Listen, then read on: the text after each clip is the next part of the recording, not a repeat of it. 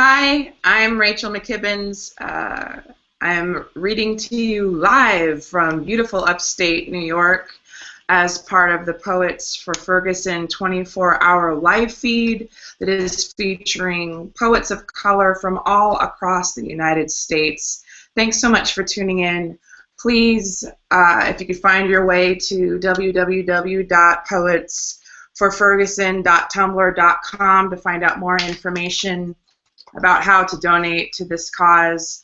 All of the proceeds will be benefiting activists out in Ferguson, Missouri who have accrued legal fees and other things of that nature. I'm going to be sharing a few poems with you. The first one is called 814. It's about the first time my brother and I saw a dead body.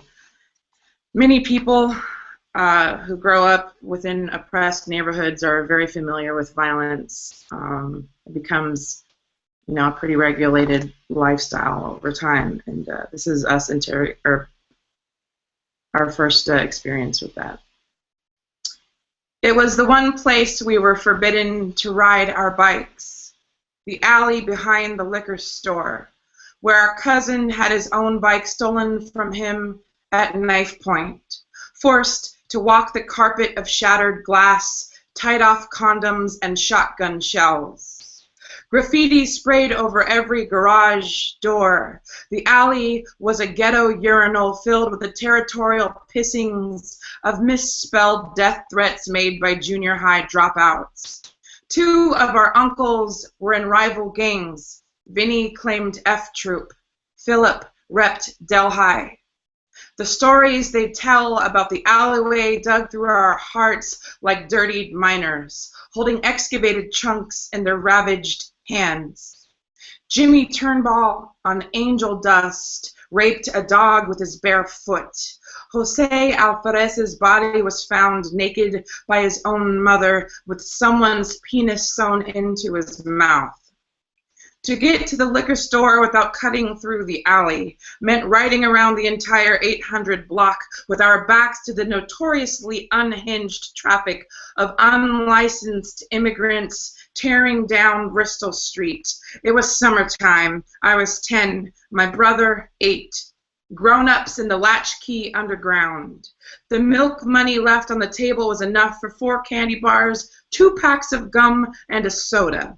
We swore not to tell on each other, then sped down that alley, working our bikes through a makeshift shrine to Vato Locos, dodging a balding pit bull yanked back by its chain. We had almost reached the end when a familiar smell hit the brakes. I saw it first, tucked between a beat-up car and garbage cans, the defined hand covered in ants. Blood snaked down the driveway, work shirt nearly blown off, the thick buzz of corpse flies working the holes. We stood over this man, grateful we couldn't see his face, his namelessness, the only protection we had. It wasn't a sadness I had known before. The weight of this discovery drilling through my body, the immediacy of death sprawled at my feet. We turned our bikes around and went home, suddenly luckier to be alive, to feel the afternoon sun biting through our shoulders, to hear the siren of birds screeching in unison.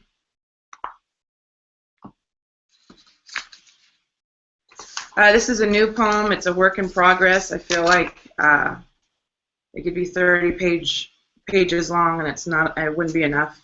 It's called Requiem for the Black Body. The date is 1525 and the close date is left open. The refrain in this poem is a line from the Roman Catholic Eternal Rest Prayer. I am no longer a practicing Catholic, but I practice in Catholic Plus, if you will. Requiem for the Black Body. Let perpetual light shine upon the muscles, weighed, measured, and lashed, upon the bones pirouette sea spun and unnamed, upon the malnourished teeth and dandelion hair, and the tongueless brides wed to a voyage of chains.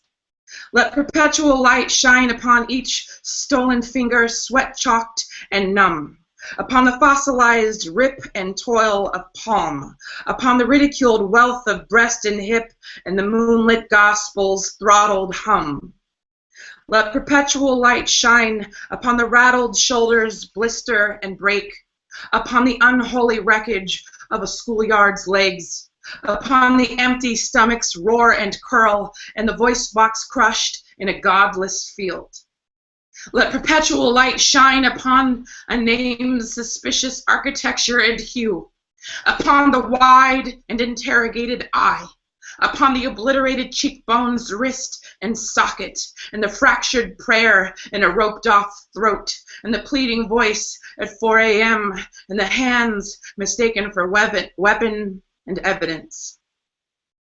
Let perpetual light shine upon the divine heart in its surrender to bullet, upon the skin in its surrender to bullet, upon the chest in its surrender to bullet, upon the upheld arms in their surrender to bullet, upon the spine in its surrender to bullet. Let perpetual light shine upon the blood's restless urge to bell and unspool, upon the sunlit skull's unclosable wounds, upon the father's grief that deadens the grass, and the brilliant sorrow that christens a womb. Let perpetual light shine, and shine, and shine, and shine upon the uncovered boy, face down like the moon. I'm going to close out with this final poem from a chapbook that is written entirely about grief. This is called Salve. You want only to become magnificent in the naming of terrible things. You want suddenly to have children.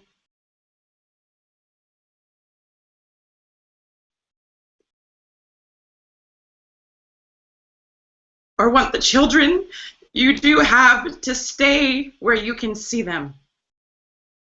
You want the man in the elevator to turn and look at you, to pin you against the illuminated numbers, to unhinge his jaw and devour you. These are the things that you need to survive, to fake normal. And suddenly you want to live how you want to live. And I don't mean to get personal, but I have to ask, how alive are you right now? How many poisoned years have you consumed? How many fires have you conquered to defend what you do? What haven't you done? What are you doing? If you are hearing this, it's not too late.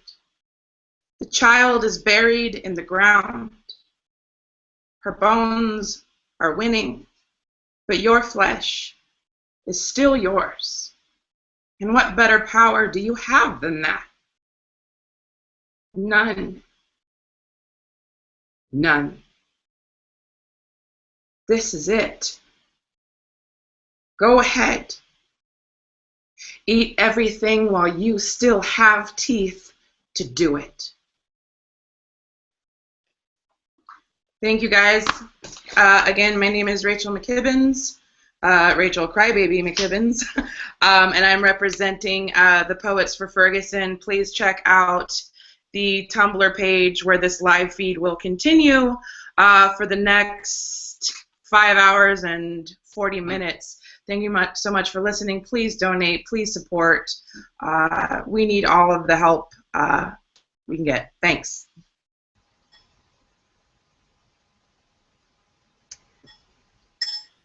Hello, my name is John Terry Gadsden, and I am reading in support of Poets for Ferguson. Please check out poetsforferguson.tumblr.com. Also, check out the GoFundMe and donate if you can. This first poem is a sonnet crown. It's called Rapture. On a Saturday morning in Palm Beach, middle-aged poets read stanzas of grief. Now I know it will always be too soon for my mother to die. It will happen too slow, if not sudden. She might forget me first, might not see her own face in mine anymore, might sniff chamomile tea bags and not remember the evening we sat at the dining room table, her Bible open to its index, finger pacing over thin pages to find the perfect verse to help me understand that vengeance against boys who didn't call was the Lord's. How we laughed that day at the wrath of God. How we laughed that day at the wrath of God blazing through Idaho's unbridled sun, which baked me into deeper darkness, but singed all the white girls red at church camp. In days, their skin would simply peel and flake. They'd molt into pretty bronze goddesses with waves of blonde or brunette hair draping their shoulders like Greek gowns. I watched the boys stare at the Christian girls' exposed bellies and cute contraband two-piece swimming suits. Their gazes snapped when counselors forced T-shirts over girls' heads. Giggling under chilled sheets in bunk beds pushed against cabin walls, we dealt boys last names out like playing cards. We dealt boys last names out like playing cards, but I faked a soft snore before my turn, offered myself as a sleeping martyr so negotiations on forest hike companions and bonfire first kisses could go on without consideration of race. Soon, the moon cut through the windows in square beams, framing our budding bodies in cells of light, caging us like the camp's promise that we'd all be saved by summer's end, readied for the rapture, born again and available for pickup at noon in the lot, only one of us desperate to return to Mother's gentle darkness. To return to Mother's gentle darkness, to watch it unfurl, then feel it engulf, to be hugged by that welcoming shadow woman on a dry August afternoon just 2 weeks before the first day of school, to nuzzle against her warm black comfort, to be locked in a multi-toned brown-skinned swirl, sway to the synchronized lullaby of your deep sighs, is to find home again and believe that you won't have to leave it for a cold schoolroom with vomit-colored square tiles where cute boys with mullets mutter communist when you enter the first time. A biracial girl laughs hardest, loudest. A biracial girl laughs hardest, loudest, bunches her brow in quiet confusion since they hadn't studied communism in school yet. A yellow polo sweater gleams in the sun by the window, worn by a tall girl whose relaxed hair slicks back into one pristine black pigtail. A smile lifts her ebony cheeks. Then she expels a deep, welcoming, warming sigh to her automatic newfound best friend. At recess, they'd label us pepper girls. I'd lied to my cousin, convincing him they all chanted because we ran so fast, saving him from knowing blackness mattered. Saving him from knowing blackness mattered, I whispered to Jimmy that I liked him too. I sat in the desk behind him when he scrawled notes in his margins in 5th grade alphabet number code that proved he loved me. The repeated shush of paper torn by vigorous prepubescent boy hands in denial ripped through the silent classroom like quick flashes of white lightning striking us, the unlucky, the exposed. I saw Jimmy in the pool that summer, warning his cousins my black would come off. You hoped so, Jimmy. I know you hoped so. You hope so, Jimmy. I know I hope so too. My body was tired of pushing through the water's resistance. If I'd been born as a raindrop, I would have lost myself upon impact with that deep city pool. I could have blended in and connected, could have become unrecognizable in its inseparable flow, survival depending upon my ability to diffuse. Or maybe I'd be soaked up in a swimsuit, be folded, packed, and flown to the coast, be worn again and wrung out. Maybe, still, some part of me would wash up on a Saturday morning in Palm Beach. Next, I'll just read a couple more poems. This next one is called A Foster Mother's Child. Smeared coffee rings stained the outside of the manila folders that arrived an hour or two before the state of Idaho placed its freckled unfortunate in my mother's house. They'd come with one half-empty box of the broken things they were allowed to remember. A hand-painted porcelain piggy bank with the coin slot chipped into a belly gorge, a naked blonde Barbie with no arms and a buzz cut, a pasted four-leaf clover. The kind of luck they needed couldn't be crafted with a glue stick. Still, those little white kids wore their bruises like plastic gold dollar store sheriff's badges that gave them authority over any anguish in my mother's house. It was hard to complain when my temporary siblings had court documents falling out of a folder in the living room, documents declaring that CJ staring at me in earth science was insignificant in comparison, even if CJ had sparked the off-topic conversation that ended with his proclamation that his family would never approve of him bringing home a black girl.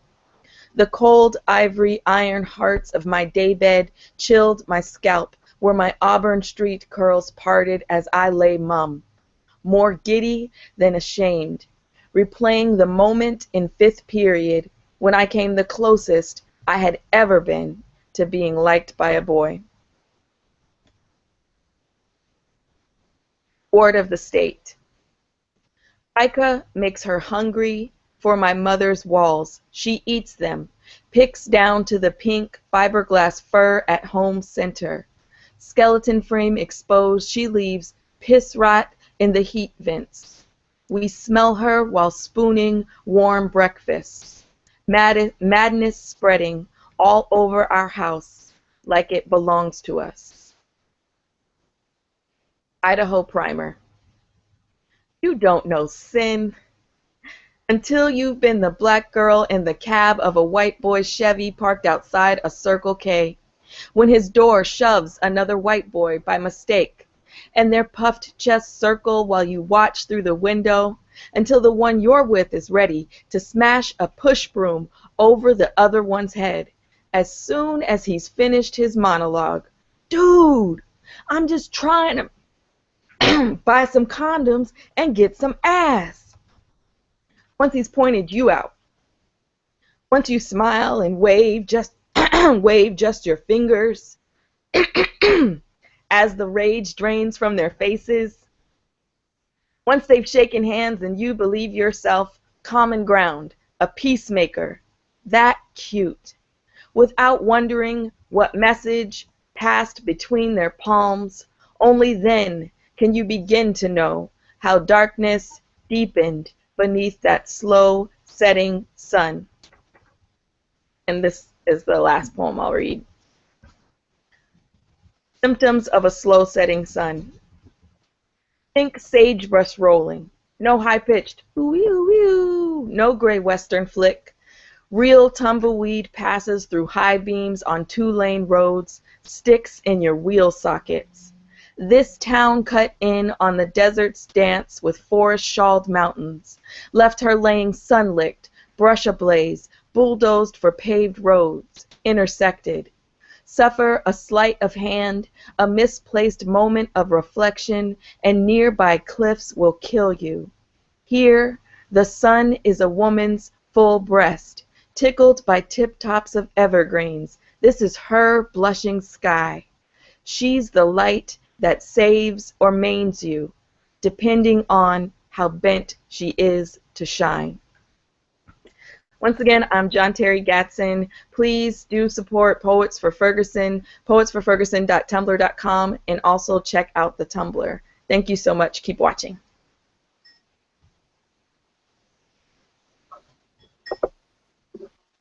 Hi, my name is Justin Wu. I'm a Chinese-American poet from Jersey City, and I'm going to be reading you guys some poems. Again, if you missed it, because I don't know what you might have been doing, but poetsforferguson.tumblr.com, poetsforferguson.tumblr.com.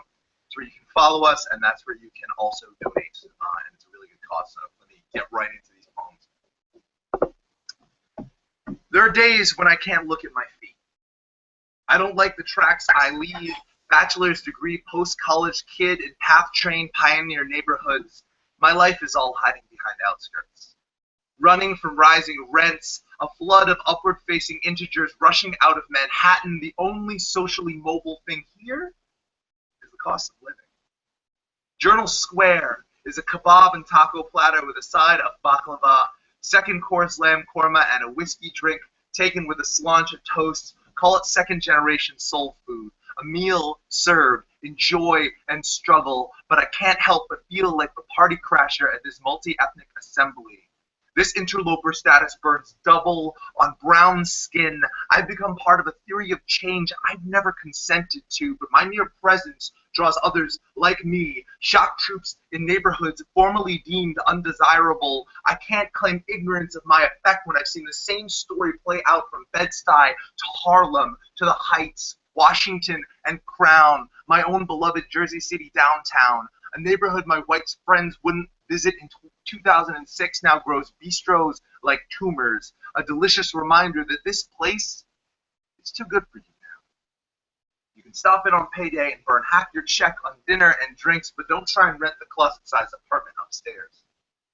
Meanwhile, Chinatown's back buckles under the weight of another luxury condo, the fists of market pressure squeezing the color out of Canal Street, leaving a bloodless husk of a theme park, a comfortable ride for tourists, Times Square, and a cheap-how and coolie hat. My family's tenement history fades as the rental tide drags me further away. The bankers who finance this fiasco looks like me.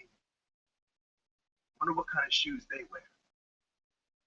I used to wear boots all the time. A battle-ready activist struggling with gentrification, youth colors all battle lines boldly, but 31 is a prime number divisible only by 1 and itself. You can't tell a land developer who sees you only in statistics and transit times that you never wanted to be his billboard, a walking warning to fourth-generation families that their favorite bodega will be closing soon. Another glass door boarded up, another closed sign that never swings around again. In 10 years, I'll be moving to Newark. Another brown college-educated kid who can't afford to start a family of his own, pushing other brown families out of their homes, an ever-widening concentric circle clinging to the arteries of concrete and rail, an ever-whitening city that doesn't want us. All right. I swear to God, I'm going to finish it up with something like fun and funny. I swear to God, but now it's not that time. This is an open letter to Nikki Haley. Tea Party Republican Governor of South Carolina, Indian woman, former Sikh. You were 7 years old when good old boys chased your brothers down, yanked their turbans off, and pulled their kesh until tears filled their eyes. That was the day of your brother's first haircut.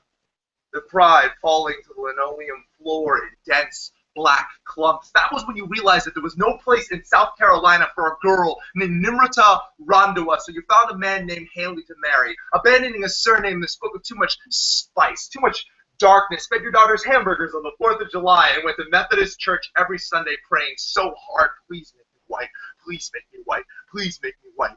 But when State Senator Knox called you and Obama ragheads, you decided to prove that you belonged here. You could own this hate. And you started by taking the Strom Thurmond Award for good government without flinching.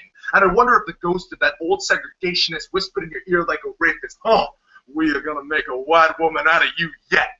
You believe border fences and armed guards just aren't enough. And I wonder how long it'll be before a state trooper stops you for being too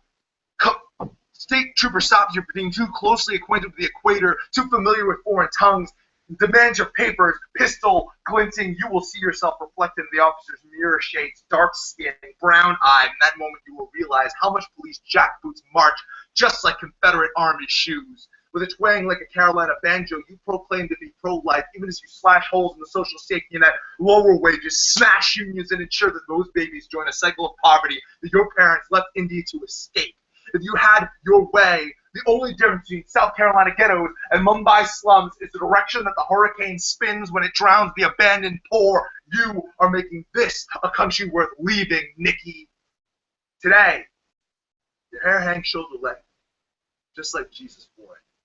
Now you're only a few jars of bleaching cream and a dye job away from looking like your chosen savior. stolen turban in one hand, scissors in the other. You wish you were the good old boy, but the truth is, you learned the wrong lesson, Nicky. You're in a poo to this mob of homers. You are India under eternal British rule, and your skin will always speak too loudly of incorrect latitudes and subcontinents. Your own party labeled you Muslim boogeyman, chest wrapped in bombs, American flag torn between your teeth, and still you smile and pass their laws. These are the hate crimes you commit against yourself, Nick. Your old Sikh guru was right. You were made in the image of God. But if the cost of acceptance is becoming everything that hates you, Asian, Indian, Sikh, woman, well then, Nikki, you should know that you don't have to be kidnapped to catch Stockholm Syndrome. Thanks. And now my food is here. Hold on one second.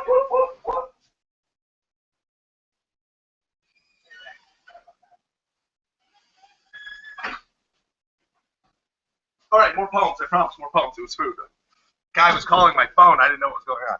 All right, more poems. All right, I got 4 minutes left, so I'm going to do a fun, funny poem for you guys. It's called Friendly Tips for Eating in Chinatown. Before you get a table, take a look at the clientele. If there are more black glasses than black hair, more skinny jeans than slanty eyes, you are in a hipster restaurant, not a Chinese one. And my advice does not apply. That's a different poem composed mostly of profanity. Still here? Well, good. The tea should be free and the rice plentiful. Chinese people can be cheap as shit, but on this we do not look around. Relax. They don't hate you because you're white.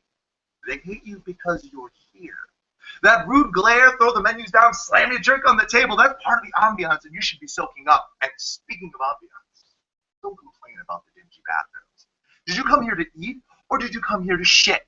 Tell the waiter to scrub the toilets and I guarantee he will use his sponge hand to serve you your walnut shrimp. If the tile floor doesn't have a thin sheen of grease, the restaurant isn't good enough to be worth your money. Walk away. Order something that scares you. Lobster, Cantonese style, sea cucumber soup, Peking duck, head and all. Leave the chow mein and General Tso's chicken to your next Friday night with no plans and a porn DVD. Don't panic. Contrary to what you may have heard, Chinese food is not made out of rat, cat, or dog. It is, however, sometimes made out of racist assholes who don't know how to shut the fuck up. And if you're thinking of skipping out on the check, you should know. I once saw a kid try and snatch a handful of 20s out of the cash register. The cashier with a face like a bag full of dried plum candy chased that motherfucker 3 blocks with a cleaver. I remember how my father used to sharpen his chef's knife, blur of blade and screeching steel terror. If you want to survive this dining excursion, do not even think about fucking with us. If you're Chinese, the fork is an insult. If you get a fork, that's the way of a minimum wage immigrant telling you that you're a banana. Yellow on the outside, white on the inside. I've gotten it too many times to count. For speaking English too loudly in my New Jersey accent, a Judas Goat giveaway of my 3rd generation roots. It's okay to order by number. I don't speak Mandarin or Cantonese either. We are together in this, sampling something beautiful we will never truly be one with. This flavor is as close as I get to my mother tongue. There is no secret menu, so don't ask. And even if there was, you ain't getting it. Neither am I. Don't ask me if it's authentic. It's as real as Canal Street crowds, my New York birth certificate, the Statue of Liberty. It's as real as I am. Something is lost, but also found in the translation. Flavors melded, boundaries blurred for this Angel Island paper sun seeking the simple pleasure of a full belly and a home. All right, so this is my last minute. I got no more poems for you. Remember, guys, poetsforferguson.tumblr.com. Check it out. Support. As somebody who's been ground through the legal system before, it's really awful. And any support that these people can get from you is going to be really needed and really necessary. So thank you so very much for watching. Keep tuning in. Keep hanging out. Awesome. Thank you so much.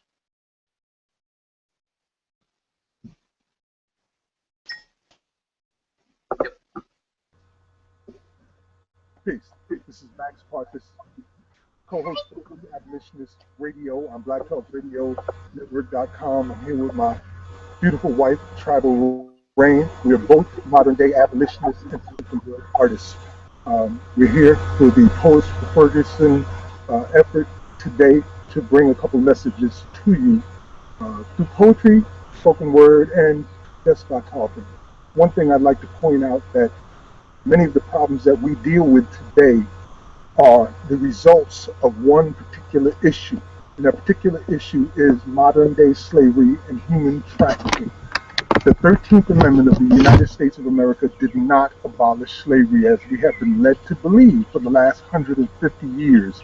It has an exception clause, and that exception clause states that slavery shall be abolished in the United States of America and all of its territories except for prisoners duly convicted.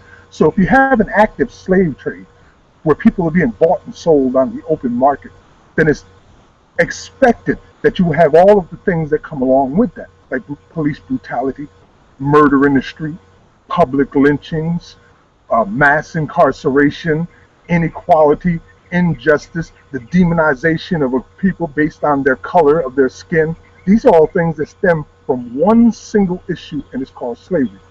We've been doing this across the country for quite some time now, trying to bring the message of abolitionism to the country so they can have a solution to focus on rather than a lot of confusing issues. We need to end slavery. Once you end slavery, everything else will fall into place because that is the root of our problems.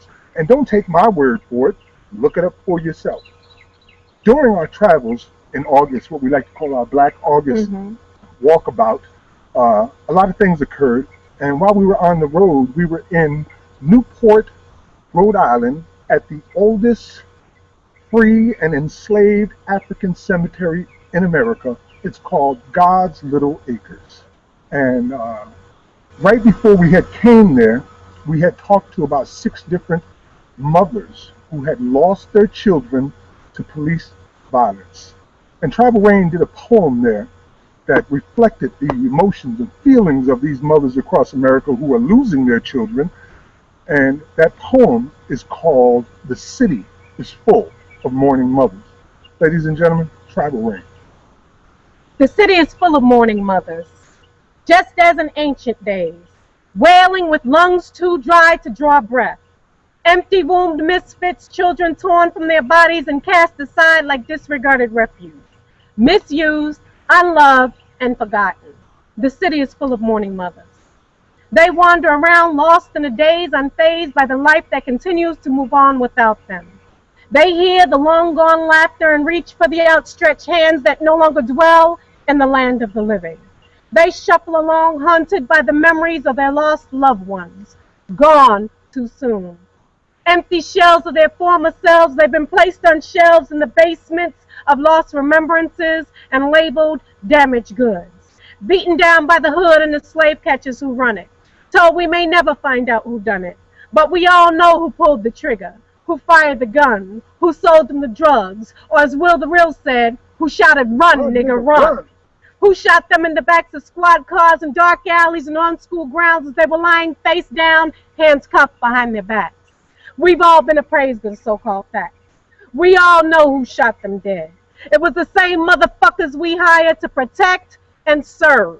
They were killed by the Brotherhood. Men wearing white hoods masked by blue badges, marked for death simply because of the color of their skin. And because of those badges, we'll get fucked once again, and justice will not be served. The city is full of mourning mothers.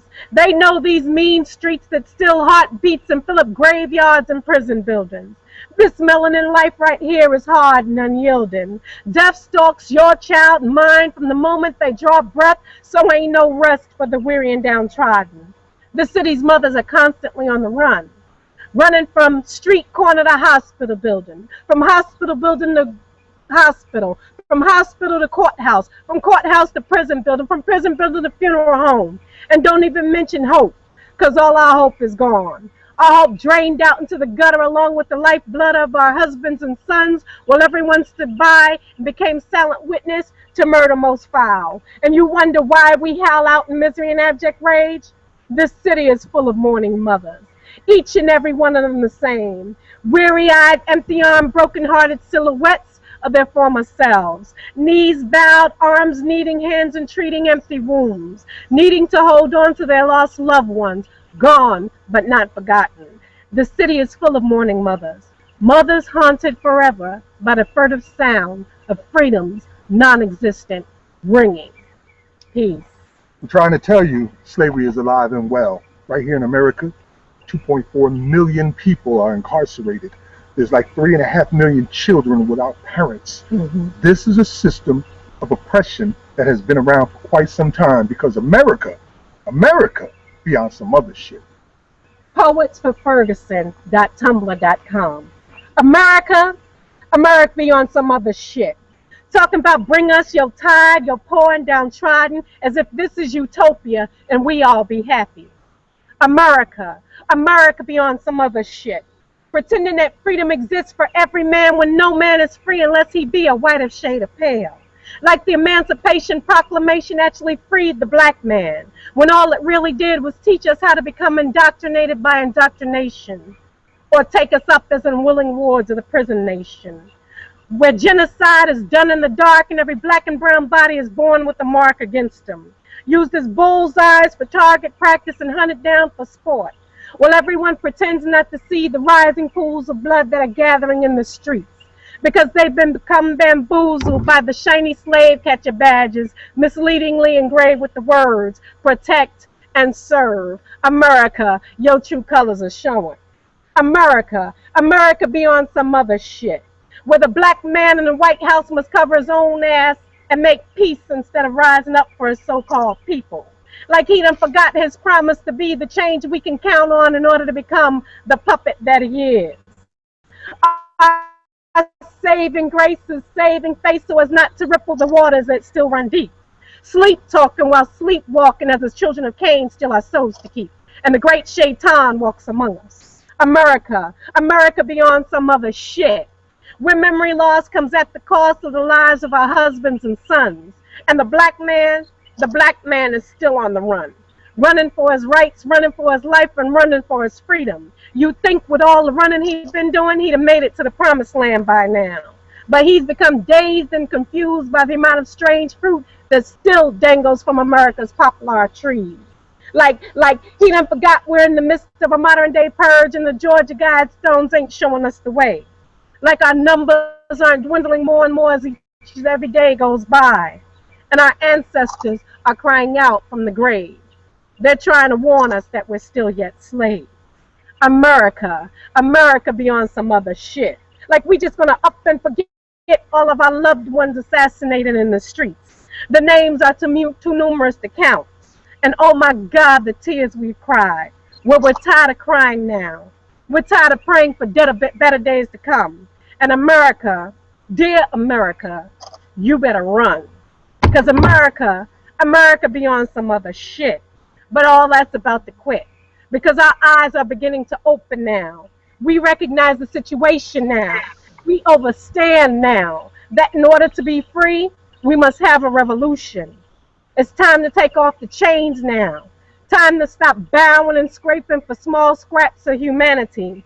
Time to gain our dignity and what's left of our sanity. It's time to rise up and take back what is ours. America, we're about to go on the attack. And Ferguson was just the beginning. Max? Ferguson, it's not about you. It's not about Mike Brown. It's about all of our sons and daughters being slaughtered in the streets across America, whether it be in a Walmart where they're shot down without a word said, or whether it be choked to death in New York City. It's not about one place or one city. It's about change happening now. And I'd like to point out this house behind us right here. This is the house across the street from us. It was burned down in a firebomb this past winter, the warning to us. Just today we got death threats, told us they were going to kill my wife and my daughter. This is the shit we have to deal with on a regular basis because we're bringing a message that America doesn't want us to bring out. And that message is that slavery is alive and well, and the abolitionist movement is the answer. Abolition is the answer. Abolition is a reason for a revolution so we can finally know peace. So just lift your eyes up. Let your wise rise up. See the signs of the times, and if it's time, rise up. Rise up when death and hell dwell among all God's people, when those we chose and trusted have become completely corrupted and inherently evil, when the feast that feeds you starves our Father's children, when snuff, porn, and pedo forms begin to get top billing. Rise up when famine claims millions, when justice gives blind eyes to billions. If the Lord's anger is no longer feared, if his protection is gone and your enemies are near, if you've seen the seas spill over and the mountains shake, break, and fall, and if the moon ever turns blood red and you can't see the sun at all, rise up when innocent citizens perish for all our sins' sake.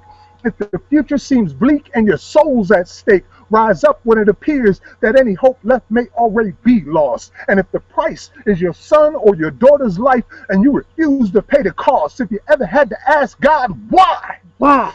And the thunder rolled. If you just once had to wonder, have we sold our souls? Rise up for the life of an unborn child, when the homeless are reviled and the masses are beguiled. Rise up when our doctrines dictate that we all deal in death, when we stop giving more and we start caring less. If the best you can do has already been done, if the battle isn't won and the fighting's just begun, if you don't see none and know we really need one, rise up. Peace. I'm Max Parthas. Find out more about the abolitionist movement by visiting blacktalkradionetwork.com and clicking New Abolitionist Radio. We need you today to become an abolitionist. Peace. Peace.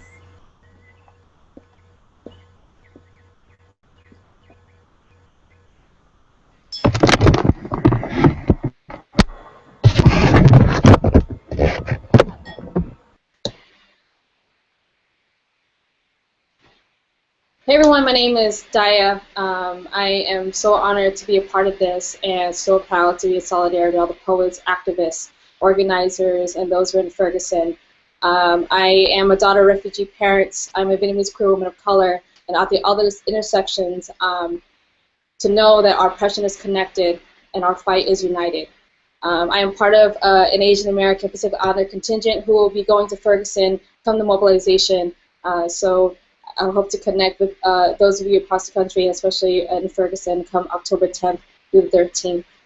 The first poem I want to share is something that I wrote. It's a rough cut, and I'm hoping to continue to share it and work on it, and I welcome all the feedback and dialogue on it, and it's called Hands Up. Hands up. When we are born, we are taught to use our hands. Eat, reach, grab, hold, carry. Hands up. Reach for your mother so she can carry you in her arms. Hands up. At age 7, hands up for the pull-up bars on the playgrounds. At age 13, hands up on a roller coaster as it dips, pulls, and turns. But life, nowadays, Black and brown children are being taught to put their hands up and hope they won't be killed by police brutality. Whether you're from Ferguson, Missouri, Detroit, Michigan, Chicago, Illinois, Compton, California, the Gaza Strip, Egypt, to Hong Kong, to Burma. This is the police state we're living in. Hands up, don't shoot. This is the police state we're living in. Say Ferguson to remind yourself of the history in this country. Malcolm X was in Ferguson. Rosa Parks was in Ferguson. Assata Shakur was in Ferguson. Yuri Kochiyama was in Ferguson. We all known Ferguson before the media covered Ferguson. Ferguson have been in our streets, streaming through school to prison pipelines. Hands up today means we know police brutality has no mercy. Black and brown men prosecuted and left to die in cold blood. Did no one think to call for help? Who will protect us from those who swore to protect and serve? 4 hours to kill a life, not even 4 hours to save a life. Gary Wilson's gun represents the master's house. There may have been a safety lock on the weapon, but what's more critical is a safety lock on racism. The bullet is everything wrong, deliberate, and deadly. Before the bullet left the holster, it is everything the system designed to enable everything wrong about the system. If you're not a white man in a uniform, you're a murdered young man of color in the streets in broad daylight. If you're not a white man in uniform, you're a grieving black mother for another murdered child. If you're not a white man in uniform, you're a white man guilty of murder, still getting paid by the system designed for you to enable everything wrong about the system. If you're not a white man in uniform, you're a Ferguson. Now it's time to take off the chains again.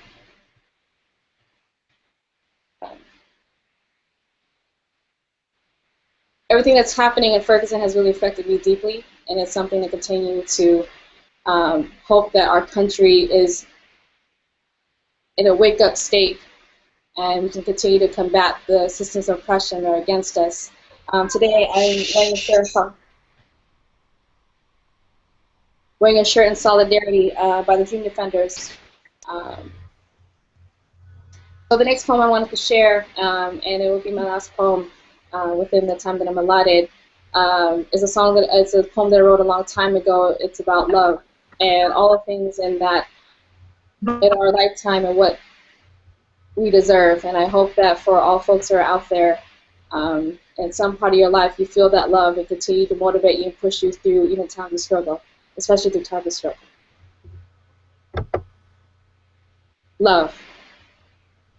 I call you love not because I don't appreciate your given name, but when cynicism has us believing that love is fleeting, at least I know love has your permanent address. In a world where love has become a word you use too readily at the end of letters, you learn not to let yourself be sealed in complacency like stone walls. Echoing queer culture displaced in a generation and breaking bones and sounds were the only ways we could tear ourselves out of the straits of a straitjacket, so we learn from history. Build no emotional walls. Because there are too many and too high in Gaza, where former neighbors gaze into barracks to remember every hello before the concrete goodbyes, and on each side divided are friends, who must look upward towards heaven in hopes that their prayers are still friends on the other side. Because spiritually, love knows no boundaries. Unlike the heavily guarded borders, edging the ends of San Diego to the beginning of Mexico, where families desperately cross to get to their dreams but meet nightmares at the hands of sharpshooter, at the hands of Minutemen. So I'll take a minute then to think before I ever use my sharp tongue against you. Because when I first met you, I was desperately trying to cross my dreams too. And when we make love, make no mistake, the edges of these fingertips will memorize every natural curve in every climatic region. So when I write love poems, even the ink will flee between the sheets. I call you love not because it's the sweetest thing to call you, but if I could write your name across the sky, even rainbows would know how to fall in love with you without clouded judgment. They will understand what that whether seasons change you or as constant as streams of consciousness. So as we turn on the news, history will continue to repeat itself, but there's nothing new about broken hearts, shattered dreams, and ongoing violence. So maybe if we just sew our voices together, create freedom quilts to wrap our struggles and keep them warm at night and in the morning, you could whisper your dreams into my ear. Strum your vocal cords like violins, crossing the eardrums of the ongoing violence, because your love, like music, could even teach enemies to sound like friends. Thank you so much.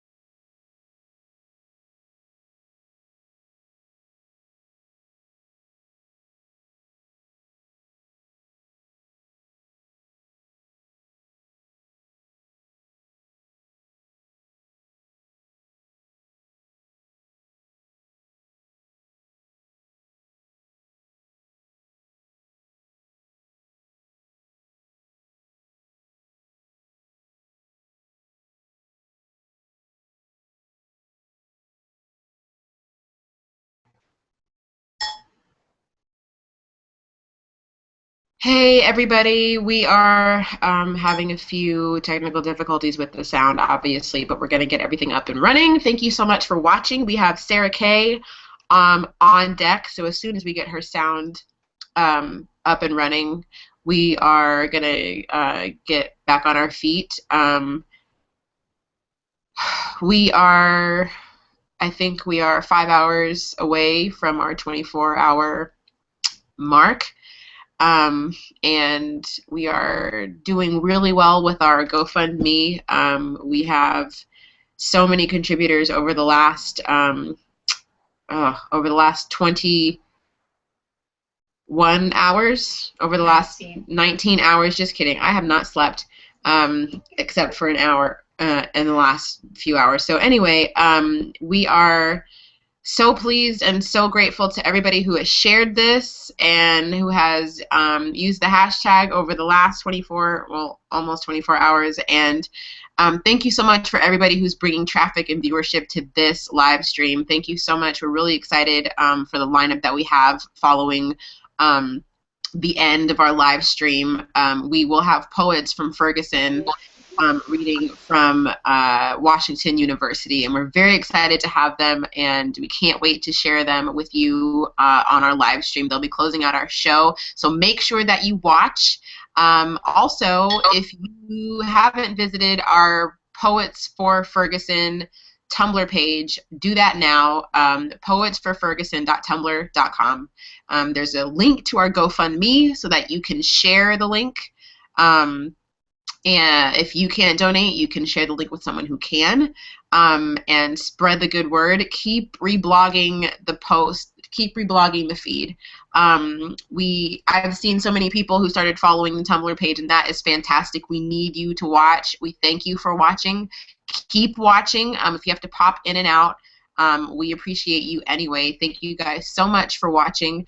We have some poets from UNC on deck. We're really excited about them. Sarah Kay is going to be streaming live from New York City. Sarah Miles Spencer will be streaming live from Dallas, Texas. We have some other poets coming up a little bit later.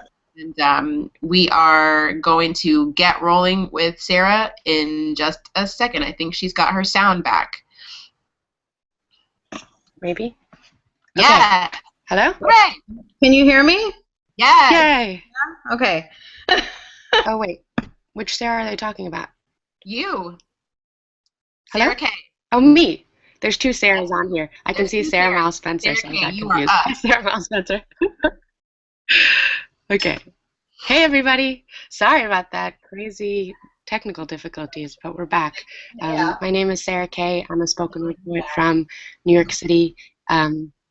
Thank you for having me here to support Poets for Ferguson. If you haven't checked out the Tumblr yet, please do, poetsforferguson.tumblr.com, and please support. I'm going to read a couple poems today, now that we have everything working. So the first poem I'm going to read is a poem of mine. It's called Hand-Me-Downs, and it's a poem from my book, No Matter the Wreckage, and it goes like this. You have taken to wearing around your father's hand-me-down anger, but I wish that you wouldn't. It's a few sizes too big, and everyone can see it doesn't fit you. Hangs loose in all the wrong places, even if it does match your skin color. You think you'll grow into it, that your arms will beef up after all the fighting, and it will sit on your shoulders if only you pin it in the right places with well-placed conviction. The bathroom mirror tells you it looks good on you, that your fists look a lot more justified. When you dig your hands deep into the pockets, you will find stories he left there for you to hand out to the other boys like car bombs. On days when everything else is slipping through your fingers, this you can wrap yourself inside of. This will keep you warm at night, help you drift off to sleep with the certainty that no matter what happens, it will still be there when you wake up. The longer you wear it, the better it starts to fit, until some of those stories are your own. Maybe the holes in the sleeves are from the bullets you dodged yourself. When it rips, snags on a barbed wire fence, or someone else's family, don't worry. Your mother and your sister will help mend it, patch the holes, sew the tears, replace a button or two. They will help you back into it and tell you how proud they are of you, how good it looks on you, the same way it looked on your dad and your granddad too, and on his father before him, and on his father before him. But back then there was only sand, until someone drew a line. Someone built a wall. Someone threw a stone. And the crack in the skull that it hit fractured perfectly like twigs on the branches of a family tree. So someone threw a stone back, and each fracture, each tiny break, wound itself together into thread. The thread pulled itself around him, your great, great, great, great somebody, and on the other side of that wall, they were knitting just as fast, and theirs fit them just as well, only in a slightly different shade. So I'm asking, when the time comes, who is going to be the first to put down the needle and thread? Who is going to be the first to remember that their grandfather suffered just as many broken windows, broken hearts, broken bones, and the first time you come down to dinner and your son is sitting at the dining room table wearing your hatred on his shoulders? Who is going to be the first one to tell him it's finally time to take it off? Thanks, guys. So this is a poem. I'm actually going to read a couple poems by other poets, by not myself. I'm also sorry if this is odd. I'm juggling two different laptops in my hands because I did go steal someone else's because my tech wasn't working, but now it is. This poem that I'm going to share is a poem by an incredible poet by the name of Nicole Homer. And she is a mother, an activist, a wife, a poet, an educator, an organizer. She is a very important woman and poet to me, and she wrote this poem and shared it with me a long time ago, and it is going to be published in the upcoming fall issue of Muzzle magazine, so you can find it there. It's called Things Only a Black Mother Can Prepare You For, by Nicole Homer. The oldest sat in the passenger seat. He grew his first mustache at 13. His little brother's chest was still a birdcage sitting in the back seat of his best friend's Chevy. Jason was crooked gap grin, dirty jokes, and the only white face. Among the 5 boys, he was the smallest by 1 1/4 inches. His dick jokes all had the same punchline. Jason sat in the back seat between 2 black boys, each one of them next to a rolled-down window. In the front, 2 more black boys, 2 more open windows. All 5 boys in the car sang in unison with the radio and prayed to the same God. For years now, they had whispered in the back of their church about girls who stood in the front of the church, whispering about them. The 4 black boys in the car thought about their mothers when they passed the sedan, white and unmarked. Jason sat in the middle of the back seat with no warning rising up in him. His mother had never bought flowers for a young man's funeral or advised her son how to avoid attending his own. Say yes, officer, and no, officer. Keep your hands on the wheel. Every boy but Jason breathed deep and remembered their lines. When the red and blue and noise tangled in the air above the car, the Chevy answered by bringing its body, already more rusted than when they left home, to the shoulder of the road. 4 of the boys were pale as dead men. The officer pulled them all out of the car with only his voice and his badge. Jason was praying to the same God his friends were. Those 4 black boys, eyeing the blue uniform and the familiar face it wore.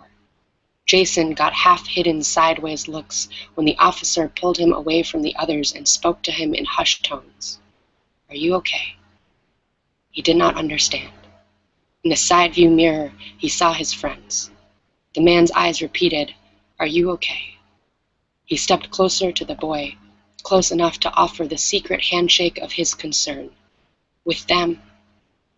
Jason's friends, several feet and a world away, stood staring at the ground, looking apologetic, thinking of their mothers, of black dresses, of their own crime scene faces. Jason, somehow whiter now than when they had left home, nodded like an apology to the boys he grew up with. Back in the car, the radio offered up a song they could all sing like a hymn to the same God. That is by Nicole Homer, Things Only a Black Mother Can Prepare You For, upcoming in fall issue of Muzzle magazine. I'm going to do one more poem, and this poem is by a poet by the name of Denez Smith, and he has an upcoming book called Insert Boy, being published by Yes Yes Books. This particular poem was first published by Split This Rock, and it is a poem called Not an Elegy for Mike Brown.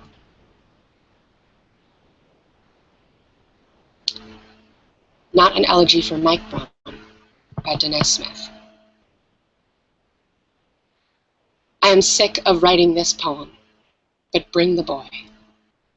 His new name, his same old body, ordinary, black, dead thing. Bring him, and we will mourn until we forget what we are mourning, and isn't that what being black is about? Not the joy of it, but the feeling you get when you are looking at your child, turn your head, then poof, no more child, that feeling. That's black. Think, once a white girl was kidnapped, and that's the Trojan War. Later, up the block, Troy got shot, and that was Tuesday. Are we not worthy of a city of ash, of 1,000 ships launched because we are missed? Always, something deserves to be burned. It's never the right thing nowadays. I demand a war to bring the dead boy back, no matter what his name is this time. I at least demand a song. A song will do just fine. Look at what the Lord has made. Above Missouri, sweet smoke.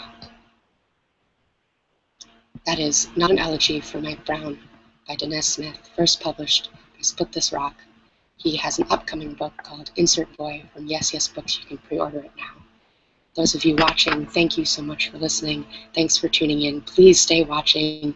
This has been going on for many hours and has a couple more hours left to go.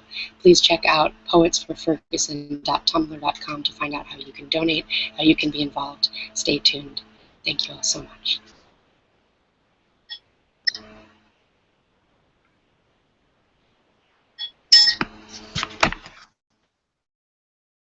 Oh, I guess it's me, huh? Yeah? Can you hear me? Yes? Okay. All right. I'm Sarah Miles Spencer, and I'm a singer, songwriter, poet from California, currently living in Dallas, Texas. And Sasha, my heart to you, you mighty, mighty, mighty woman. Seriously. So I'm just going to read 2 poems.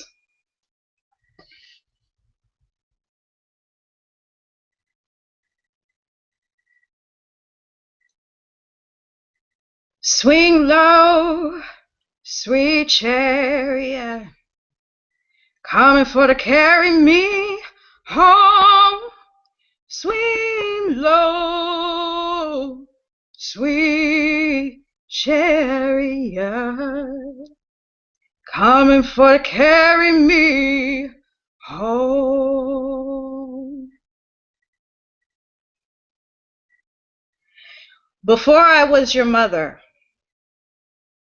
I knew the sleep of unworry, loved a seamless kind of love that knows no blood or pulp. On the morning I noticed them all dying, one black and brown boy and girl after another, I knew we'd seen it before. Did I not feel the swell and bulge of bruised flesh the first time, the second time, the third time? Is this a body burying another body inside of me? Somewhere another mother cries her last cry, the finale. This once sweet earth, now wretched, muddied with rain and two small limbs. How many dead black and brown children does it take to make the heaviest man howl? In my dream, I watch them line up one by one by one, cock back their now lifeless shoulders, still beautiful, still somehow forgiving, still kicking and screaming. They know we cannot hear them. Better yet, act like everything's still coming up clean while they flounder, understand only when we are buried neck deep in the same ground. This knowing splits me clean open. All the bodies buried inside of me spill out, waltz away with limbs intact, carefully brush off the mud. A song I do not recognize repeats over and over and over. Swing low, sweet chariot. The children laugh with their other mothers. Ask me if I want to dance. Ever been in a dream where you're sure you've already awoken?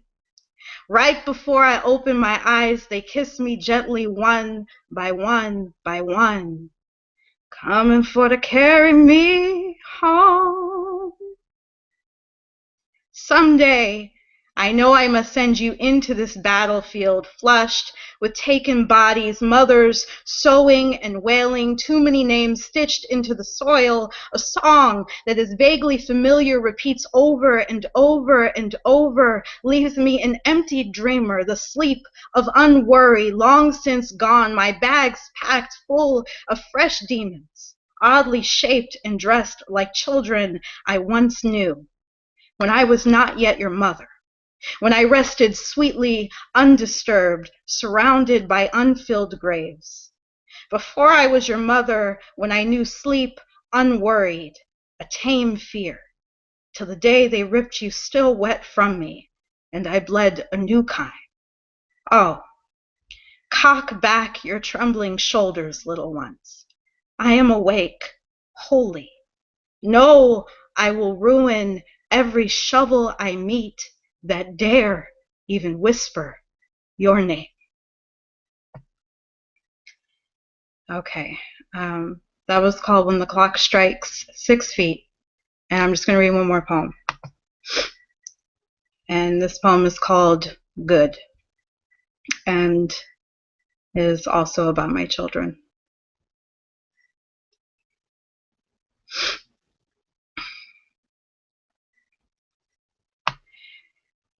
The woman tells me not to worry.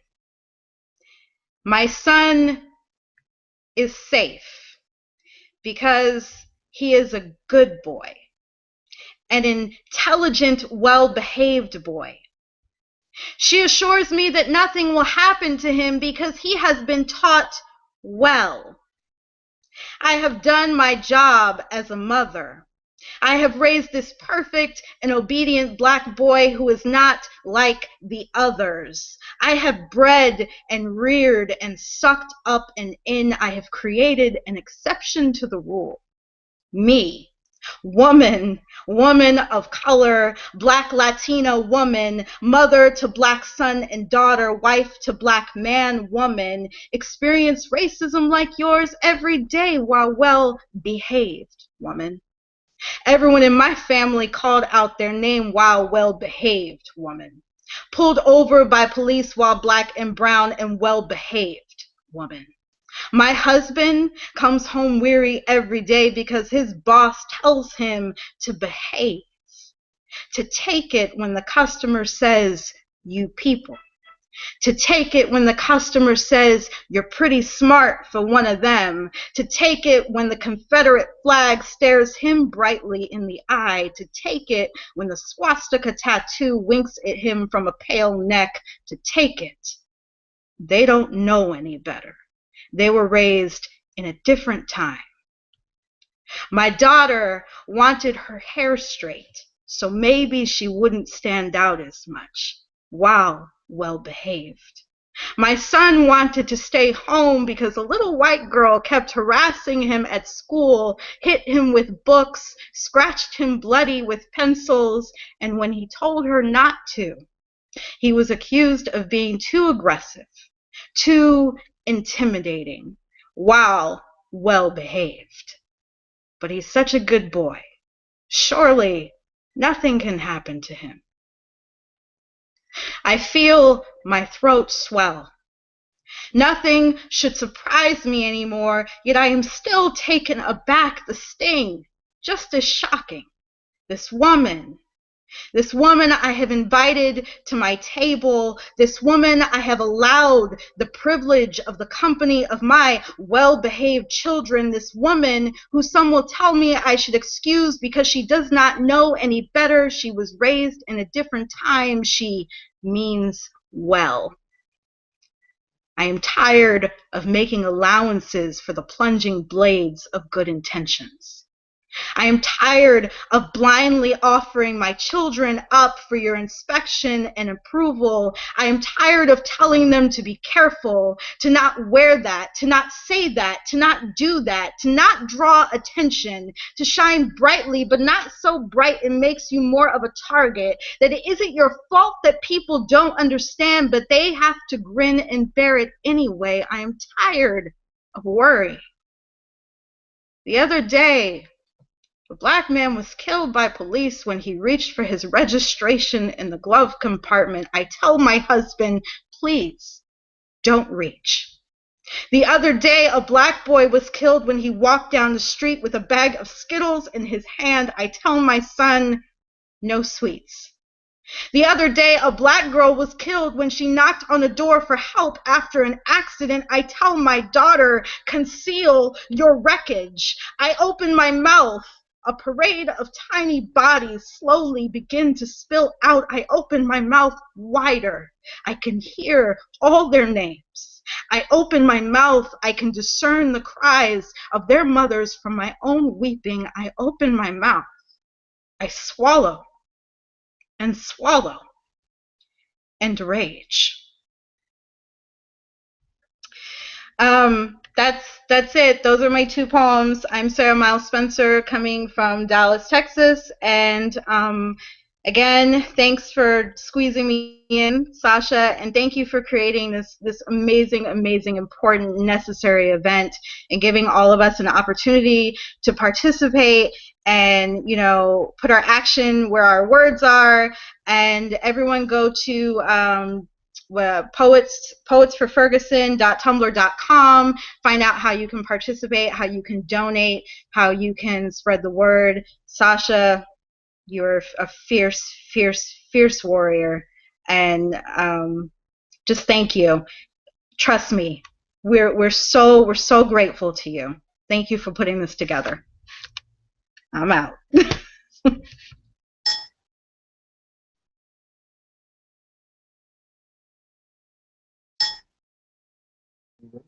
Hi there, can everybody hear me?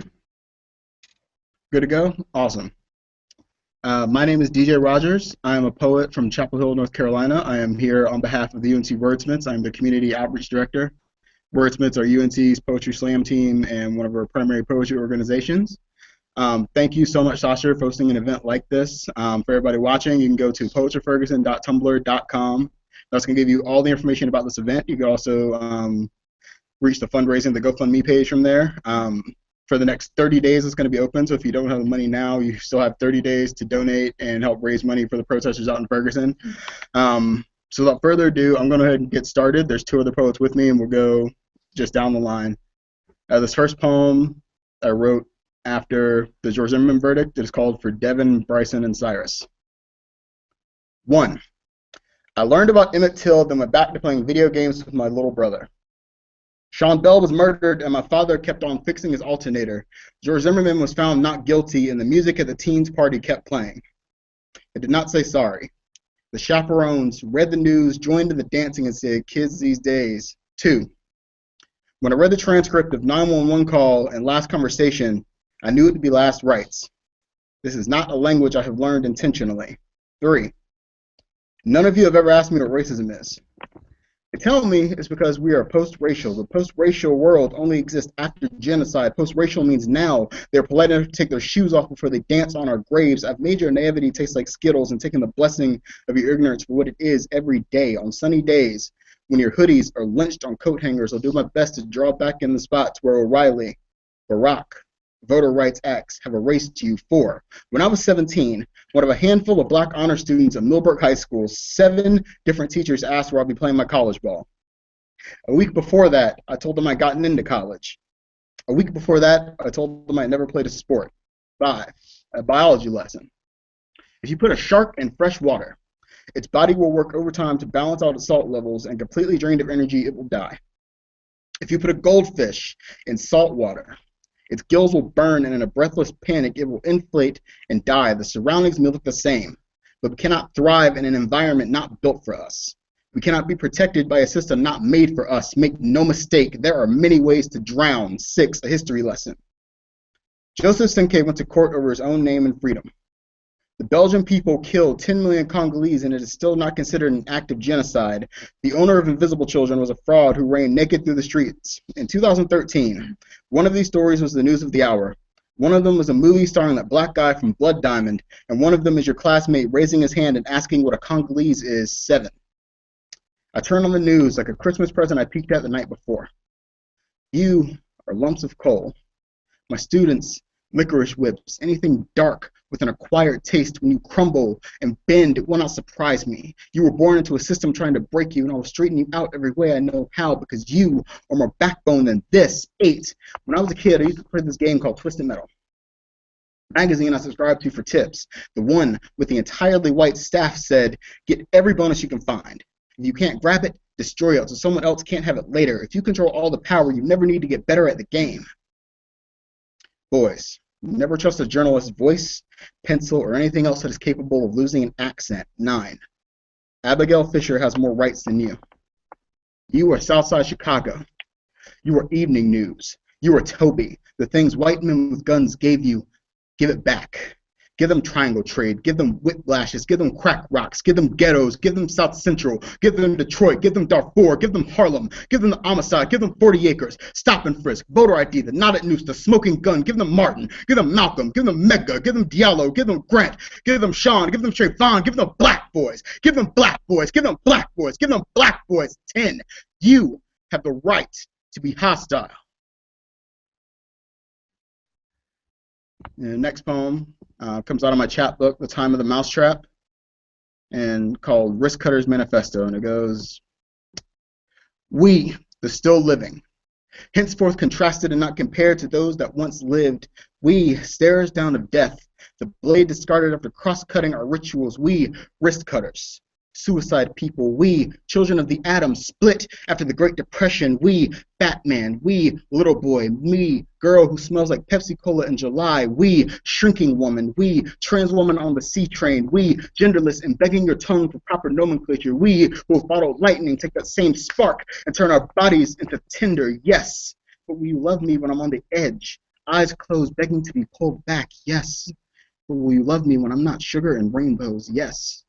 But will you love me when I don't taste of your favorite meal? When my meat begins to rot from the inside out? We. Questions no one asks until it's too late. Hand, outstretched as the body plummets to the good, soft ground, made hard as the hand that abused her. We stand ready at the still warm end of the barrel. Your God is a brilliant idea, but how is that different from thinking about the sun? Take your God somewhere where he doesn't hide. Half the day, take moonlight and lash it like we did. Straps across bare skin, punishment for crimes half imagined. Look, a deaf boy dance and tell me. Music, it can't come from within. We. The wrist cutters, vibrations and ringing ears, constant whispers, your God has left you, your God has left you, your God has left you, your friends have left you, you have left without a peep of where you have fallen. We, makers of mountains from smaller mountains, and told we have molehills, given rope an empty room and told do it if you're going to be so goddamn selfish. We, Robin Williams belt loop, we, Heath Ledger's pharmacy receipt, we, the surviving vestiges of yesterday's news, we forever yesterday's news, we the still living, we, the invisible, we the not dead, we the not dead, we the not dead, we the not dead, we the ideas, we, the thoughts of the sun, midnights, slashed open and praying that you see us. And one last poem, slightly lighter note, brand new poem. 10 honest thoughts on either kissing or masturbating. 1. Even before I knew how, I knew how. 2. At first I couldn't sleep. I flipped through the Rolodex of what the hell happened here, still quivering from it all. Rest came, like the feeling did before. Slowly at first, then consumed. 3. The scholars tell me there is no consensus on the invention of language. The scholars are fools. 4. This is not how they told me it would go. 5. Mom, Dad, I know I told you I was at wrestling practice. You know, in a way, I am. 6. Lips wet with anticipation, she traces the edges with her fingertips and goes in. 7. I smiled the whole rest of camp that day. On the far side of the lake where nobody could see. Magic. 8. To know that I did not need you. To know that this was for me. For the moment was to know freedom. The pain was just neurotransmitters firing. The words were just lips coursing through the air. And for a moment, touch became a scientific thing. And for a moment, touch became a spiritual thing. 9. My lover stands on golden sands. And I'm learning to do the same for myself. Learning I do not owe these ghosts that have possessed my bones anything. I thought of you first. Can you tell? 10. A bed, a craftsman's table. The night, my shop hours. Bodies, my craft. Each one practiced like an instrument until moaning staccatos fill the night. Thank you. Up next is going to be Ashley Harris.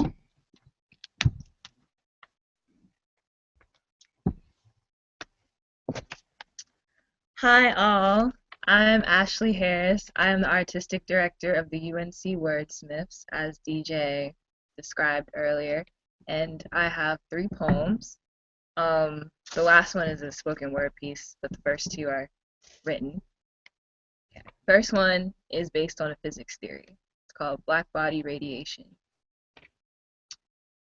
An object that absorbs all radiation falling on it is called a black body. A black body is a cavity, a rigid body, is me. Apparently a black body, me, emits crazy, independent of direction, human sense. Black body radiation explains short fuses, thermodynamics, dangerous reactions. A black body is a cavity, a rigid body, me. Cut open and we too bleed a visible spectrum, beautiful to them, painful for me. Black body radiation explains short fuses, thermodynamics, dangerous reaction. They dissect our black until they see our infrared heat. Cut us open and we bleed a visible spectrum for all to see. The news, everybody. The energy in a black body is independent of a source, lost to them. They think they found us. They dissect our black until they see our infrared heat. The cries of my people have been artery paint smeared on white walls, a sight to see. The energy in a black body is independent of a source, lost to them. They think they found us. They think we're not reflective, not complex like them, unlustrous yet fascinating like stardust. My cries are artery paint smeared on their white walls. They wear gloves before they reach into our radioactive. They think we are not reflective, not complex like them, unlustrous yet fascinating like stardust. We cannot be jarred or sold like fireworks. They tried that. We are highly reactive. They wear gloves before they reach into our radioactive. If you take our oxygen away and compress us, of course, we explode. We cannot be jarred or sold like fireworks. They tried that. We will react. They tried to shine bullets through our opaque prisms to surprisingly find blood, not rainbows. They wear gloves before they reach into our radioactive, but we too are made of flesh, tissue, Okay, not yeah. crystal. They tried to shine bullets through our opaque prisms to surprisingly find blood, not rainbows. At higher temperatures, yes, we black bodies glow with increasing anger intensity, but we are made of flesh too, tissue, not crystal. They contain our flames like small fires. At higher temperatures, we black bodies glow with increasing intensity, anger, our color range, blindly bright to dull, so they prick us till we're ruby red. So they contain our flames like small fires. They hang us up like beautiful containers, cut us up like cadavers, experimental controls. A black body is a cavity, a rigid body, me, but before they tried to cut into us, our hearts ultravioleted violence, for our bodies have had to absorb all the radiation flowing away. The more they push us, the more colors they will see, the more radiation they will be exposed to until they stop pricking us. All that they think our black bodies can do is absorb things, without considering that any system provoked will always fight its way back to equality, back to equilibrium. This next poem I wrote for Ferguson. It's called Transplant. You see, the body is not to blame for dying. It is the organs. Each day, the Organ Procurement Transplant Network says 18 people die waiting for transplants that can't take place due to a shortage of organs. It must be the reason why every 48 hours a black and brown child dies with their eyes frozen to the sun and muscles permanently up. I don't want to wait anymore. To be an organ donor, you cannot have HIV, diabetes, or hypertension, so that cancels you coil-haired and you brown-skinned and you improper-tongued and even mama, but somehow I think I can still do it. Still try. I am healthy at least, so let me die for them. I have a blood type of O negative. A universal donor. Let me show you my teeth. Jump up and down like my ancestors had to do before selling. I am educated good like they want me to be. But if they cut me open, they will probably find something wrong with me too. A defect, a heart murmur, a benign tumor, and make it worse than it could be, like Tuskegee. I am no different from the others who gave their organs involuntarily, who laid on an autopsy bed for all of America to see. It is as if little black boys and girls are still being kidnapped off the street by physicians to try the newest surgery technique. Who does it have to be? Whose liver, heart, lungs will be good enough to show this country we are human beings, that we ourselves are not faulty parts, not just someone's mother, someone's daughter, someone's father, someone's something? When will we have to stop playing Jesus, having to have a higher education to be righteous? I do everything I possibly can, and still that will amount to nothing when I am shot dead. They say every 10 minutes a new donor is added to the list. Since we, people of color at highest risk of all these diseases, they say can't donate, who will give to us? Who is going to give us their attention, their organs? A black body's heart stops beating every 48 hours. Why isn't there anyone lined up to give us an organ? Something. Another black child is dying. Another Ayanna Jones is dying. Another Alexis Murphy is dying. Another Michael Brown is dying. Another Jonathan Farrell is dying. I want to give up my heart, but this country says mine too is not enough to be innocent until proven guilty. And then, all right, this last one is, it seems lighter, but it's the same kind of message.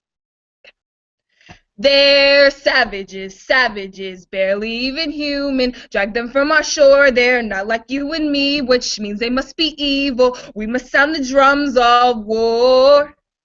Those words my roommate spoke can never be drawn back. The shots rung out throughout my body, they flowed down the tongue of her ignorance as she spat. Saliva Bible passages to salvate my indigenous instincts so my identity would be easier for her to stomach. You eat like a savage. I helped become more acceptable to society. Each harsh consonant you spoke sounded like correctional facilities. Metal ropes African Americans are thrown through in orange jumpsuits, and bonds that put them in their place like the bands of dollars that jails count. Underneath the terrain of your white privilege, my roots are splitting pavements and pumping drums of war to my heart, louder than your police siren. You think your money can control me like slavery? That your dollar signs can chain me to your colonies? Don't you feel so amazing? I bet helping me feels a lot like saving children in Haiti or finally paying attention to the aftermath of Coney. I am not your charity. You will not auction me away from my mother by telling me you would have done a better job at raising me in this world, where swollen pus wounds of whips aren't enough to distinguish my heritage. The rotting of strong, opaque flesh in your neglectance isn't a good enough explanation to why Martin Luther King has a holiday. Tell me, how many young men will have to be gunned down for you to realize I'm making a difference? If a black man is hung at 90 degrees, how many swings will it take for you to see our history? This is not the blind side, that is the majority. There are specks from your color spectrum that actually spot me. I paint graffiti from the watercolor of my tears on your blank canvases to show you I was never chippy. The Bronx is still burning in Virginia. Nat Turner still lives in me, and your abolition abolishes my identity. I feel like an offering being passed around by your biddings. How many people in my family do you have to buy until you own me? I feel the squeezing of nooses around my neck as you try to fit me into a suit more your size, as if my people haven't had to bleed enough so I could sit among you bulletproof. But Frederick Douglass said it best. One and God make a majority. Every day I am accused of a false crime underneath your jury. No one is free until ethnicity is underneath the nation's feet and individuality is crushed in the hands of Lady Liberty. Well, that's nice, but some slaves love to be slaves because their masters were so nice to them. You think you know me because you took African American studies? Your halo of light burns me like those old crosses in D.C. You can't control me. Doesn't my American name already baptize me into the red, white, and blue you branded on my ancestors' flesh? Savages, savages, barely even human. Funny how in this world people still don't get it. All right, Matt is up next.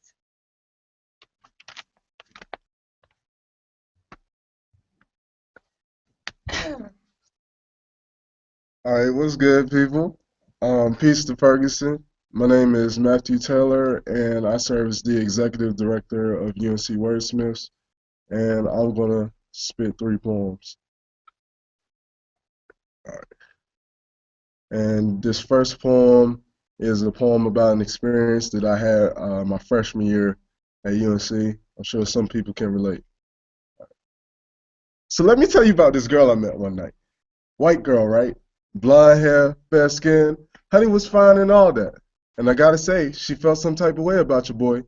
We were both walking to our dorms after a night out when we peeped each other from across the street. She got brave first though and said, "Hi, my name's Becky.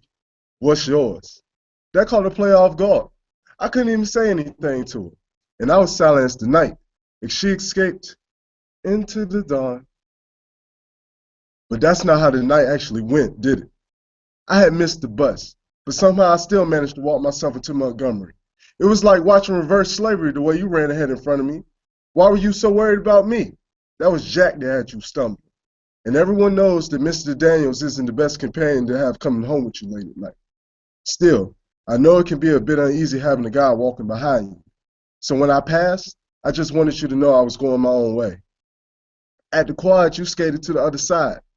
Funny, I didn't know these streets were still segregated. I find that ironic when white lines accompany the road's black pavement. Yet there were other guys. Why didn't they make you panic? Were you afraid of the dark as a child? Did my skin reawaken your fears? They say black represents doubt, ignorance, and uncertainty. Maybe I was just absorbing the true colors of your character. As if word came from Topeka, we're in each other's presence once again. Okay, my name's Becky. What's yours? Your tone startled me. I replied that I hadn't even said anything to you. You asked me where I was going. I told you my dorm. But when you persisted to ask me where I lived, I grew upset. Because this wasn't a little white lie to you. This was ugly, black deception. Don't you know when white women draw assumptions of black men, you're only sketching on wanted posters for society? Stereotypes make my head swell like Emmett Till. The way we black males are forced to put our lives on display even till death, it's an open casket funeral. Our image is mutilated by hate. How can we hope to save face? But maybe I should have never been in a rush to get home, so I would have never run into you. Matter of fact, maybe I should have never decided to go to this college so I'd even be here. Or maybe I should have never tried to acknowledge my presence in a white person's world. At least then you'd be comfortable, right? Do you know how nervous I felt trying to push past prejudice without following into his footsteps? Maybe one day, my strides towards understanding can find pace with your runaway train of thought. I never stalked you, but I want this poem to. All right, that's my first one. Second one is, just relating to the struggle, history. Forgive me if I do rapper hands in this poem, but we're about to get with it. It's called MC, aka The Master Controller. The documentary of my life given, it was written. I set my foundations on hip-hop's pillars, examining spray-painted texts that covered the struggle of young brothers who only knew the feel of the beat, of the drum, from the sun, riding crops, clubs from cops, till it rang in their skulls and filled their heads with a sound that left them with a sensation till they met with the earth. Lights from overhead flashed and the vision was had. Slaves would jump as high as they could, held to the end of their chains, to show their strength to the one who'd owned them thereafter. Now we wear links of gold that swing loose around our necks, and dance with wild movements to signify that we're free. No longer singing in the fields to let others know that master was coming, we vent heat like furnace fire, and make blacks to whites the buyer. The term MC means master controller. Our time of bondage has passed. And though the sounds of 808 still resonate our people's heartbreaks, as the DJs spin our tales, we find wealth through record sales. Consider me a modern-day griot. This is the epic I voice. What a mockery of slavery we made for ourselves, owning fancy clothes to establish our wealth. Catch me swagging hard, rocking polos with the slacks, laughing at the fact the horsemen used to brand our backs. They used to hunt us in our tracks, and now they hunting for our tracks. On our color they want spat, but now these folks want to be black. You want me to jump on the stage? Better show me a mic. And I'll get in the back of the bus if it's champagne for the tour. I'll pull up the drive-thru if you can see the whip better. And the only cotton that I'm picking is from a sweater. They coined my ancestor a nigger. Please, I can never be another naive individual, glorifying greed, encouraging racism. Nah, quote me as never ignorant, getting goals accomplished. Put that on crit and pop. I redefine with hip-hop, praying that my tongue be blessed like Moses, leading my family to the promised land. With this rhythmic form of speech, this is the last that I preach. Through all a man's triumph, tyranny's sure to meet him. Heed my words, don't lose your freedom. And this last one is on a lighter note, and just read some words of uplift and whatnot. All right. The first time I ever piloted a plane was a Cessna 172 Skyhawk. And in that four-seat, single-engine, high-wing, fixed-wing aircraft, I felt closer to God, placed in the very atmosphere of creation. Some science. The four forces of flight are lift, weight, thrust, and drag. To achieve balanced flight, one must overcome the weight of an object by some opposing force while maintaining control of the object in flight. An application. You see, the gravity of your situation should never leave you stuck. It should only serve as the center in which you set your ambitions. And as they begin to shape and span a direction, you should find yourself uplifted. Once you find yourself in motion, you'll notice resistance. Just keep pushing. Have an attitude that promotes your altitude. Also, be careful of the cargo you take. Just as there are serpents in the grass, a pilot should be prepared all the same. Don't let venomous tongues lead to your dream's demise. Be bold in your proclamation, saying, enough is enough. I've had it with these motherfucking snakes on this motherfucking plane. And if somehow I am destined to crash and burn, screaming like a hawk on the attack, picture me a red baron with a red-tailed legacy. Fear me like the devil for all the fire my soul has inherited. But know how to make a landing. Every once in a while, it's good to touch base. You may take off, but you never run away. Those knots building up is only to add to your acceleration. You hold the yoke of your destiny. That should be your resolve wherever you choose to travel. It matters not the town or ville. To reach new heights, take on all that your vessel will bear. Positive energy activates constant elevation. I'm just hoping to steer you right, brother.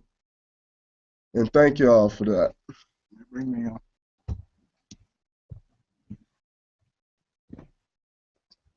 So we've been the MC Wordsmiths. Thank you so much for having us out. Thank you once again for hosting this event. All y'all watching, once again, it's poetryferguson.tumblr.com. Go check it out. Go donate.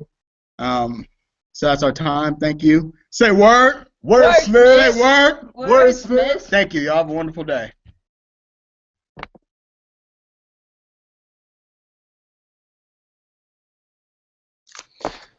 Hello world, my name is a scribe called Quest. I am a New Orleans poet, a member of Team Snow. Here in New Orleans last night, we had the honor and the pleasure and the privilege of putting on a Poets for Ferguson showcase where we raised $1,800 for the cause. So very proud to be a part of that effort and very honored and humbled to be amongst all these great wordsmiths today, sharing our words and hoping that our words match our work as we contribute to this. I'm going to give you a couple poems. This is called Post-Racial America, a children's story. We need to have a conversation about race. Turns page. We need to have a conversation about race. Turns page. We need to have a conversation about race. Turns page. We need to have a conversation about bang. Gunsmoke. Turns page. We need to have a conversation, bang, bang. Gunsmoke and blood. Turns page. We need to have a bang, bang, bang, bang, bang. Gunsmoke, blood, blood, blood. Turns page. We need to have bang, bang, bang, bang, bang. Gunsmoke, blood, blood, blood, blood. Turns page. We bang, bang, bang, bang, bang. Gunsmoke. Turns page. This next piece is called When They Came For Me. It was a commissioned piece for a choreo play called Taken that I had the opportunity to do with an awesome dancer, choreographer out here named Keisha McKee. Great piece, and this is what I contributed to it. The piece, by the way, is all about the taking of black males from our families and from our communities. So it's definitely fitting with what we're talking about today. When they came for me, I was all flailing limbs, bulging eyes, staring through midnight black. Was still frame, captured in lantern's light, was silhouette on southern tree canvas, foreshadowing my death. I was fleeing phantom, phantom of the antebellum opera, with shaky fingers, moistened palms, shivering teeth, mumbling 23rd psalms, yea, though I spoke my mother's mantras.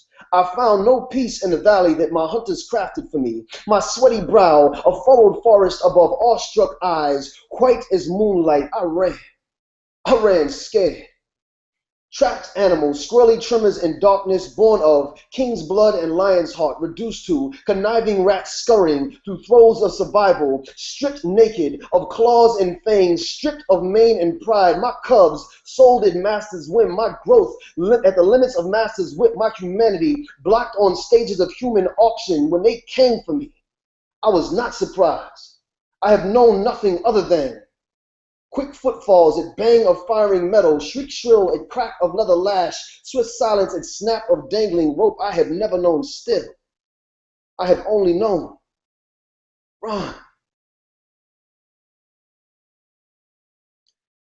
This next piece is a very new piece. I stayed up till about 2 something last night putting it together. Very rough draft, but I felt like it's the most I could say right now about everything that's going on.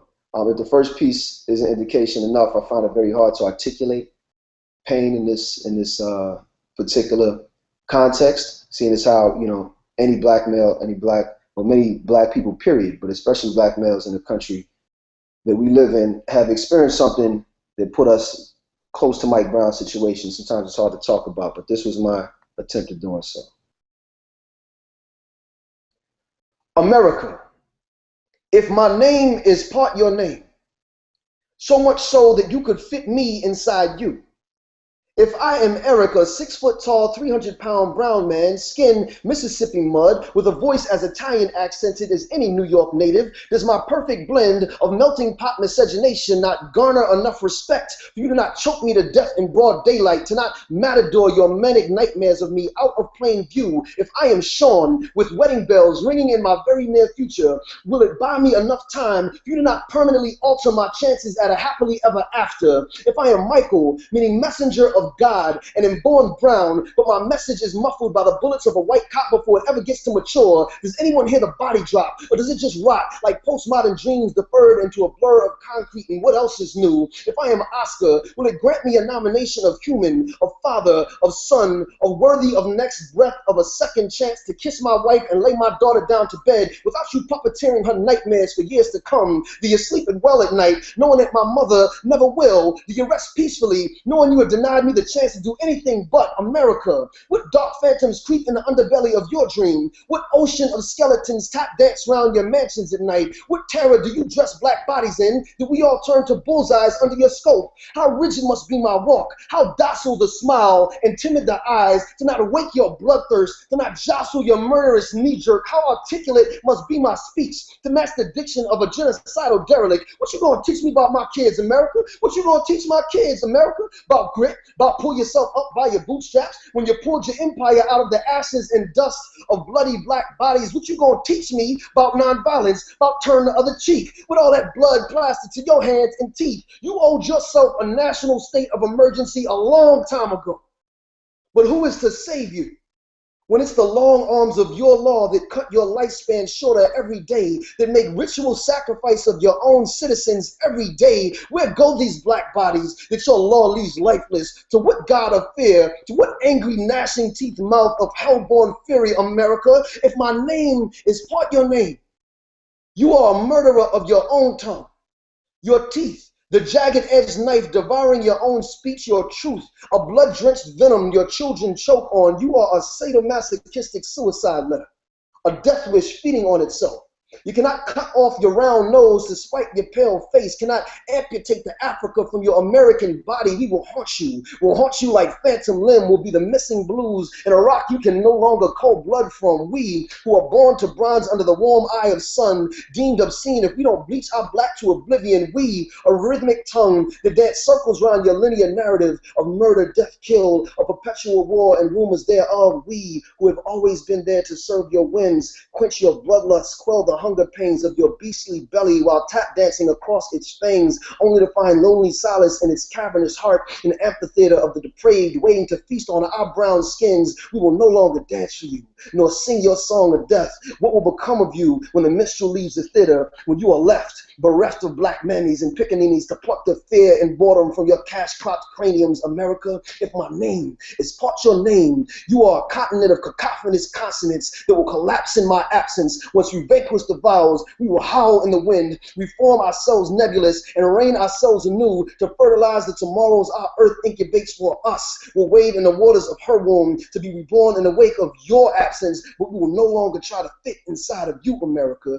You can finish your death sentence alone. All right. I think that's about my time. I don't know how much time I got, but it's probably not enough to give as much as I like to give. The next piece is probably a little too long. I'll give a little snippet. I am the afterthought. I am everything thought after the fact. I am fictional diction stigmatizing fiction. I am friction's inscription imprisoning living hostages of my apocalypse. The Glocks and clips, the stocks and chips, the obnoxious glitch and Gnostic glyphs, the cop that kisses robber's lips. I'm at a loss of feelings. I keep them dammed up as I taint the waters of truth. Watch water become air as I radiate nature under the hot burning lens of inspection. I am the weakening erection, the limpid lie, the lingam that won't linger is usurped by the fervent yearnings of the yoni, the heavily weighted fledgling flapping flaccid phallic fallacy, vitality, futility, losing my utility, the imbalance falling far from the fulcrum truth, the reason for the season of treason, the reason for the season of treason, the reason for the season of treason. And I forgot the rest of the piece, so that's all I got for now. Thank y'all for tuning in. Last note, it's my birthday. Please give me a birthday gift in the form of a donation to this cause. The link is on my page. Please go to Poets for Ferguson on tumblr.com and go to the GoFundMe campaign. And either one, I believe, can link you to the place you need to go to put some money up behind our skin folk out there in Ferguson who are fighting for the cause. Peace and love.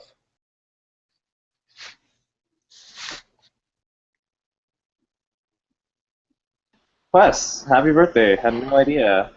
Yeah. Well, thanks a lot for presenting. That was really amazing. So this is the end of this particular broadcast. We'll be starting a new broadcast immediately. If you are in the Tumblr page, all you have to do is refresh the page, and you will be taken directly to that. And if not, you can follow us on Facebook event, and we will post a new link there. If you're in the Tumblr page and you don't see a video starting yet, take that time to appreciate the GoFundMe link right underneath it and donate some money to the cause.